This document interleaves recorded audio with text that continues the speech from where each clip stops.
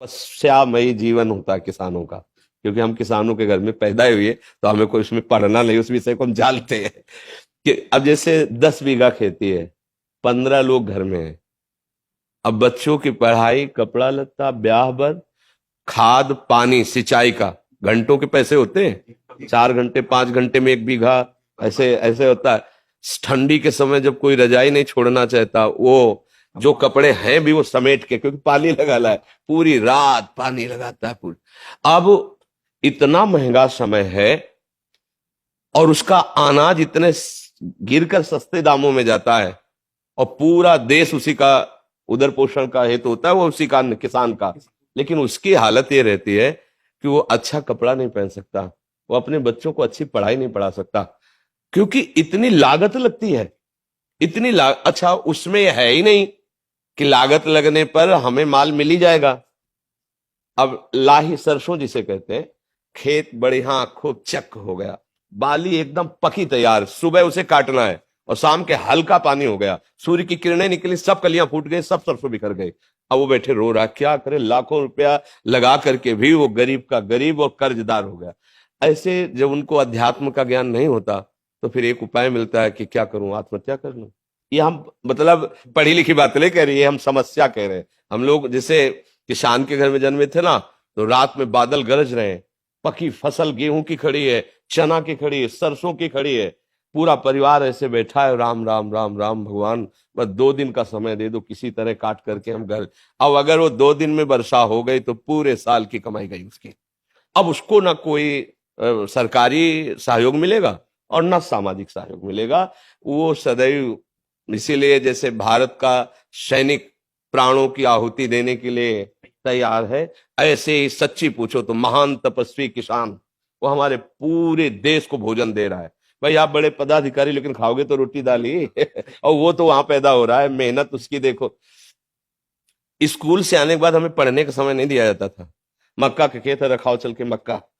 इतनी किसानी का, इतनी मेहनत का उसका जो का, और वो जब बाजार में अन्न जाता है तो उसकी कीमत बहुत कम होती है, और जब वो सामान लेता है तो उसकी कीमत बहुत बड़ी होती है तो वो हमने देखा है कि किसान आदमी जो है ना, कभी ब्याह भर हो तो नए कपड़े बल गए, वो भी साल में एक आध बार जो अन्न का ड्योड़ा लगा है उससे, नहीं तो उसका जीवन बड़ा कष्ट में रहता है, बड़ा कष्ट। किसान वास्तविक प्रणाम योग्य और सबके प्रणाम योग्य है, क्योंकि कुछ भी तुम 10 लाख कमाओ महीने, लेकिन खाओगे क्या? 10 लाख थोड़ी खाओगे, खाओगे तो अन्न ही ना। तो उसके अब ये कि थोड़ा सा आधुनिकता बढ़ गई है, पर वो अन्न में पावर नहीं रहा। जैसे अपने लोग थे ना, 1 बीघा में 8 मन गेहूं होता था, 8 मन, क्योंकि उर्वरक डालने की सामर्थ्य भी नहीं थी, और उर्वरक निषेध भी किया जाता था कि अन्न पौष्टिक रहेगा। गाय का गोबर, वो जो गांव में पशुओं का एक वो बनाया जाता है ना, गोबर डालने का, हाँ, उससे फिर भर भर के बैलगाड़ी में खेतों में बिखेरा जाता। 8 मन हमारी। अब जो है 60 मन, 40 मन, 45 मन, पर उस अन्न में ऐसे केमिकल उर्वरक तत्व मिल गए कि वो हमारे शरीर को हानि पहुंचाते और स्वस्थता नहीं सुरक्षित रह पाती। अच्छा, अब जब पशु नहीं पालेंगे, क्योंकि अब पशु ना पालने का स्थान बनता जा रहा है, क्योंकि बैल से तो खेती जोती नहीं है, ट्रैक्टर से जोती नहीं है, तो बैल का तो मतलब नंदी का तो कोई सवाल ही नहीं रह गया कि कोई किसान पाले। क्यों पाले, मतलब समझो। अब वो क्या, अब बछड़ा होता था ना, तो एक हर्ष सा होता था किसान के, गाय माता ने बछड़ा दिया, अभी आगे चल करके बैल होकर हमारे हल जोते हैं। मतलब 8-10 गायें तो होती ही थी, उनका गोबर, उनका दूध, वो पौष्टिकता। पर किसान आदमी, अर्थ, जहां अर्थ की बात आती थी, वहां साहूकार सेठों के कर्जे की तरफ सोचना पड़ता था कि भाई अगर 1,000 रुपया लेना है तो फिर 20% में अब वो अगर मतलब 10 रुपए भी चाहता है तो उसे अनाज बेचना है। अब उसको ये देखना है कि हमारे ड्यूड़ा में अगर अनाज कितना है, 1 साल का भोजन उसी से होगा। अब वो बहुत कष्टमय जीवन हमने देखा है, मतलब उसी कुल में पैदा हुए किसानों के, तो देखा है।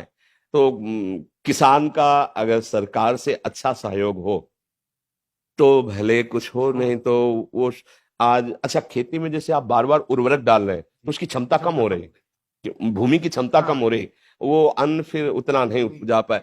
अब वो जो केवल किसान है, जिनके लड़के बच्चे नौकरी कर रहे हैं उनको तो ठीक है, खान पीने को खेती से हो गया और अर्थ है, लेकिन जो केवल किसान है, सच्चे मानो एक तपस्वी से कम नहीं है, भारी तपस्या का उनका विषय होता है। तो इसलिए उनकी तो हम वंदना ही कर सकते हैं। उनके विषय में बस यही है कि सरकार सहयोग करे।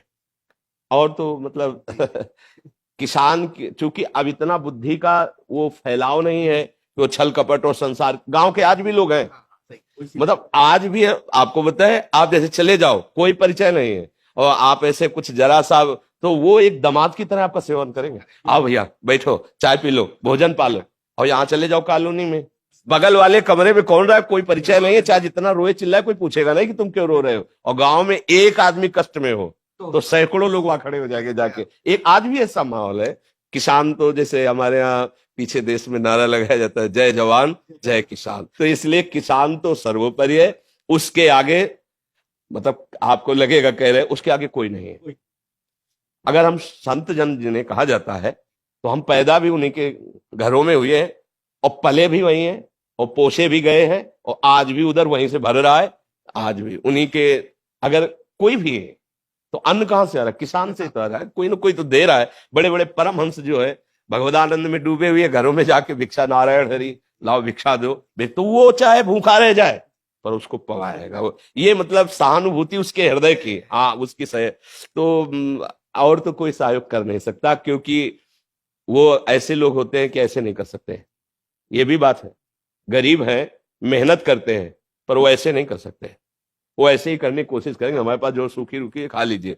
अब अगर सरकार के द्वारा सहयोग की, जैसे उनकी फसल नष्ट हो गई अतिवर्षा से, अनावृष्टि से, ओले पड़ जाने पर, ऐसे तो हाँ तो भले को, लेकिन उनकी तरफ ज्यादा देखा नहीं जाता उनकी तरफ ज्यादा देखा नहीं जाता है। तो भगवान ही सहयोग करे, बस ये है, भगवान ही उसके विषय में कुछ नहीं कहा जा सकता। लेकिन ये जरूर हमने देखा है कि महान तपस्वी का एक जो जीवन, एक सच्चे किसान का जीवन होता है। तपस्वी की तपस्या तो फलीभूत होगी, लेकिन उसको फसल मिलेगी कि नहीं संशय है उसको संशय कि पता नहीं मिलेगी कि नहीं मिलेगी। हाँ वो अब गेहूं गलेथ में हुआ, गलेथ माने बाली आने वाली है, अब पानी गिरा, हवा चली, गिर गया, अब दाने का वजन खत्म। क्योंकि हम लोग देखा ना कि परिवार के लोग शोक मना रहे हैं कि पूरी फसल गई। कैसे भगवान पूरा परिवार कैसे पलेगा, इस बात की समझ, कैसे पलेगा। बुखार है ना, अस्पताल नहीं ले जाते थे, हर श्रृंगार का पत्ता, इसका पत्ता, उसका, भैया अस्पताल जाओगे 100-200 रुपया लगेगा, मतलब उसके लिए गेहूं 3 रुपया किलो गेहूं था उस समय, जब घर से निकले हैं उस समय 3 रुपया किलो गेहूं था ऐसा, और 3 रुपया लीटर दूध था और 45 रुपया किलो घी था, शुद्ध देसी घी 45 रुपया किलो। अभी 35-40 वर्ष की ही तो बात है। अब देखो कितना समय बदल गया है। अब किसानी जैसे ट्रैक्टर से होती है, इसलिए पशुओं का आदर नहीं रह गया, तो फिर गोबर कहां से मिलेगा। अच्छा, शुद्ध दूध जब तक नहीं शरीर में जाएगा, जैसे लोग कहते हैं कि दूध नहीं दूहना चाहिए, जो कम नहीं, ऐसा नहीं, 4 थन उसके हैं, अगर 2 थन बछड़े को पिला दो पर्याप्त तो छक जाएगा। 2 थन आप सेवा करते हैं, उसके दूध दूध लीजिए और अच्छे से सेवा कीजिए, गाय या जो भी जानवर आज पाले, उससे परिवार पुष्ट होता है। अब देखो धन के लोभ से दुग्ध में ऐसा मिश्रण किया जाता है कि मतलब 50 लीटर दूध तैयार नकली कर दिया गया। अब वो जब बच्चे छोटे छोटे पिएंगे, आंतों में जाएगा तो सबके नुकसान पहुंचाएगा, लेकिन वो अर्थ की प्रधानता रखने वाला व्यक्ति नहीं जान पा रहा है। घी जैसा परम पवित्र वस्तु, अगर 1 चम्मच पूरी दाल में घी पड़ जाए तो महक जाती थी, और ऐसे हाँ, और अब जो है ना, आप घी का स्वाद क्या, अगर उसे मतलब गर्म किया जाए तो बदबू सी आती है, बदबू सी, मतलब अखाद्य पदार्थ खाद्य पदार्थों में मिलाए जा रहे हैं। धीरे धीरे समाज के विचार धन प्रधानता होने के कारण दूषित होते जा रहे हैं। पर किसान को हम प्रणाम करते हैं, वो प्रणाम योग्य ही रहेगा, क्योंकि इतनी मेहनत होती है। चावल थाली में आए तो आप पा लिए, 50 रुपए के ले लिए, लेकिन उतने चावल पैदा करने के लिए उसने कितनी मेहनत की।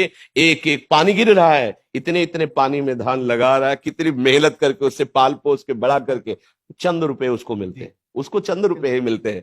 तो ये बहुत तपस्या, और ये भगवान इसीलिए उनके ऊपर शीघ्र प्रसन्न हो जाते। कोई ना कोई साधु महात्मा अगर भोजन पा लिया तो उनका घर पवित्र, उनका कुल पवित्र हो जाता है। और कोई ऐसा हमने गांव में नहीं देखा कि जो रामकृष्ण हरि ना बोले। उस समय लालटेन और वो लैंप, हाँ ऐसे ऐसे वाले, तो बिजली तो थी नहीं, तो लैंप जला के रामायण हो रही, कहीं कहीं कीर्तन हो रहा है, हम गांव में देखा, शाम के कहीं आरती हो रही। बड़े भागवतिक भी लोग होते, पूरा दिन मेहनत करेंगे, 10-20 मिनट तो जरूर ऐसा हाँ, कोई भी साधु महात्मा गांव में आ जाए, भूखा नहीं जा पाएगा। हाँ, ऐसा मतलब भाव सद्भावना देखी है, तो किसान को तो प्रणाम ही है। उसका सहयोग सरकार या भगवान ही करे तो है, और तो कोई समाज क्या करेगा उसका।